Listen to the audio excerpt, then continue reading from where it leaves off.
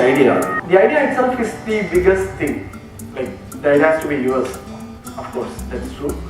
That's the biggest thing. All the overnight successes we see, like an Angry Birds or a Flappy Bird or WhatsApp or any other idea, people think it's an overnight idea and somebody thought about it overnight, developed something the same evening and put it out in the app market and it won. It's not true. Angry Birds went through how many years? 8 years, I think. 8-year-old company developed Angry Birds. They went through tens of apps before that. The Flappy Bird guy who recently won already has 5 or 6 apps in the App Store, and the Flappy Bird is a year-old app. So there is no overnight success and there is no killer idea. An idea which doesn't get executed is just an idea. So idea is the biggest thing. Then identifying your customer, where you place the product. So there are millions and millions of people, right? Millions and millions of app users. So who is your user? Identify him, find out if this problem really, if this app would really solve his problem is the next thing. Then you go through the same drill. It's a Six Sigma drill of writing the business case, coming up with a problem statement, writing down the solution. You write a one-pager, like you do in any Six Sigma exercise. That's very, very important. Then the user experience. How would the user feel when he uses the app, his user experience? It's intangible. People do not see it. What they see is user interface. What they feel is user experience. For example, if you let's pick ICICI Bank's website. The moment you enter, let's say you are doing a transaction. You are in the transaction page. You enter the transaction password and hit enter, or you transfer money to somebody and hit enter. You don't actually hit the enter button. It will go and open a terms and conditions page. If you hit enter, what you will expect is, you will expect it to go to the next screen where it asks for that grid.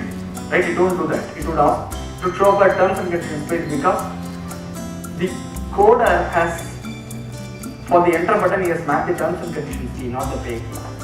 So that's user experience. You won't see it. You will feel it. In some way, you can say that is skeleton. User experience is skeleton, and UI is the skin of the app.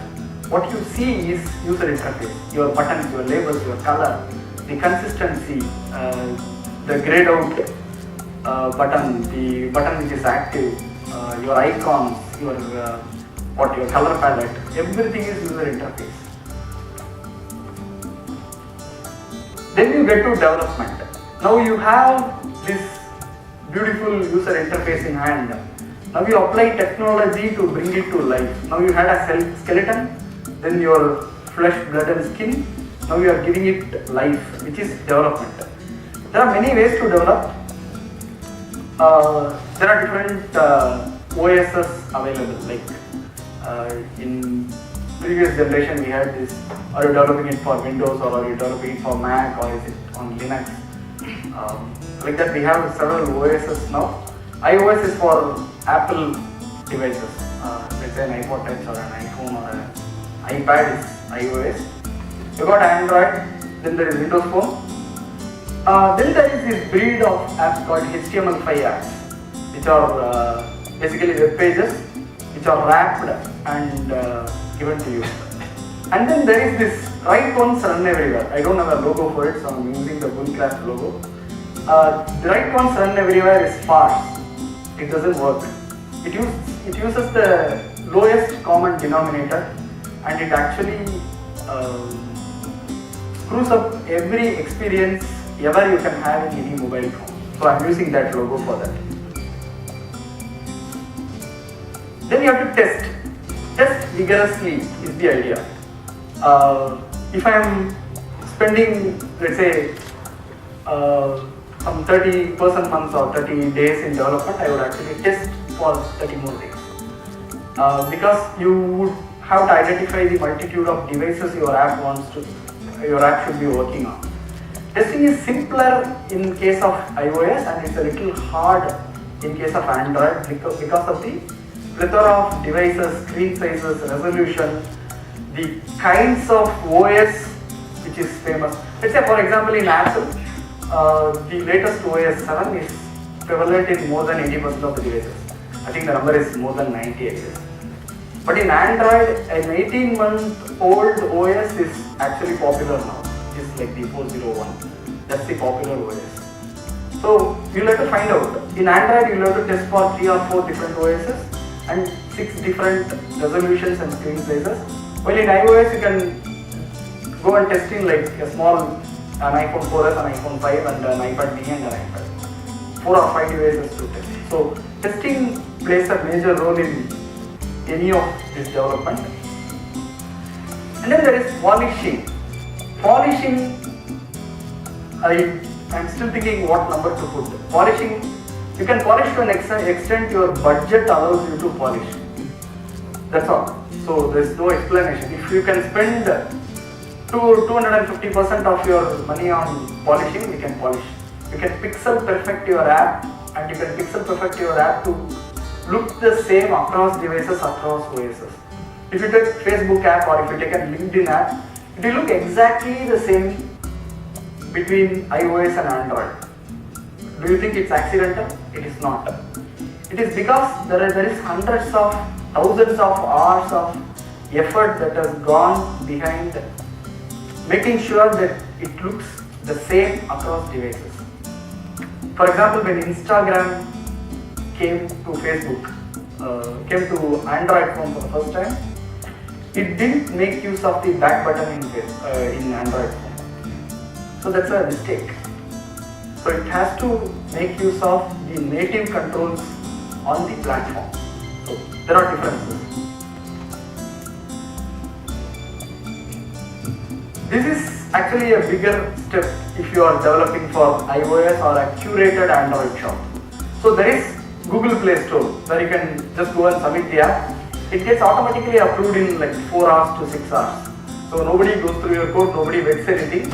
They just make sure that you are a developer, registered developer. They'll approve your app and your app magically shows up in the Google Play Store. That is not the case in Apple's App Store or a curated store. Curated store is like HTC has their own store, Samsung has their own store. Now Nokia is coming up with their own Android app store. These are all curated stores. So you let us submit to them, they will actually review the code, get back to you with questions asking if this is correct or if this is not correct, and why this functionality is amiss or it's not working or it's eating up into your memory. All these questions they will ask, you will have to respond, you will have to tinker with your code to fix the problems they come up with, only then they will get approved. So now that your app is in App Store, you will have to spend a lot of money on, you identified your target population, right? You will have to take this app to your target population. It will take a lot of time, effort and money, and it will take a dedicated team to take the app to your audience. So the marketing budget will be like the current Tamil movie marketing budget. It will be like 60% of your total spend. Only then you will actually reach. For example, we made an app. For the want of time, I'm not showing it today. It took about $35,000 to develop that app. It's our own app, so it's our own effort. But we estimated that it would cost another $35,000 to actually find our target market and take it to them. So that's how it is. Marketing budget is like 100% of your development effort. And then there is this continued development. Once you put an app in the App Store, it doesn't mean that you can make all the money and go away. It's not that way. You have to continuously develop. You should have a vision in your product. You can't make, okay, that's the next thing I'm going to talk about, but you should have a vision. You should say that my app will have these 100 features. You can't develop your app with 100 features on day one. You should develop your app with, say, 6 or 5 features on day one.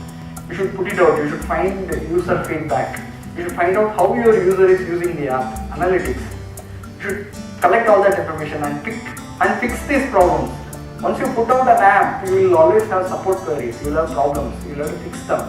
And you will have to start adding features to your list to make the app wholesome.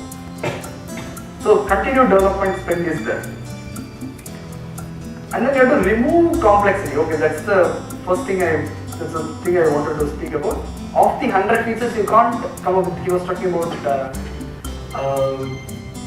translating a desktop app into a mobile app. That's what people exactly do, but it doesn't work that way. You should start with something very small, make it work, and polish the hell out of it, and then put it out for users to use. And then start adding important features one after the other and continuously develop the app. That's how it works. So that I will show you a simple how much would it cost to develop an app. There is a website. So let me I'm just building an iOS app, not even an Android app. I'm just building an iOS universal app which works on both iOS and on iPhone and iPad. So I want to build something which matches my existing brand. What kind of login I want? I want to use some existing login. I don't want to even use an email login. And will it use in-app payments? Do you want money out of it? Yes, I want money out of it. Does it sync data across devices? Of course. That's the whole idea. Will your users rate or review things? Of course, they will have to. And will they have their own profiles? Yeah. They will have to say about themselves. They have to put some information. Will your app need to be integrated with the website? Of course. So how would data get out? Will you need a custom icon for your app? Yeah. So what state is your project at? Let's say we are actually putting it in a drawing board. We have an idea. This is how it must cost.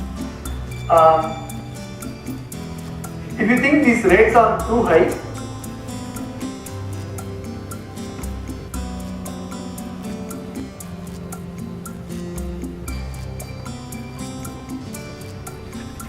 so sources contacted you. These are the typical rates now, and the rates will increase next month. So I'm warning. This is March 15th, right? April 1st we will have to increase rates. So about 15% increase will be there in the rates. So we are not far away from what others charge. This is an Indian rate I showed you. That's how that's how much it will cost. These are the hourly rates. So I am forewarning you, the designers will charge some 60% more than this. Right? Fine.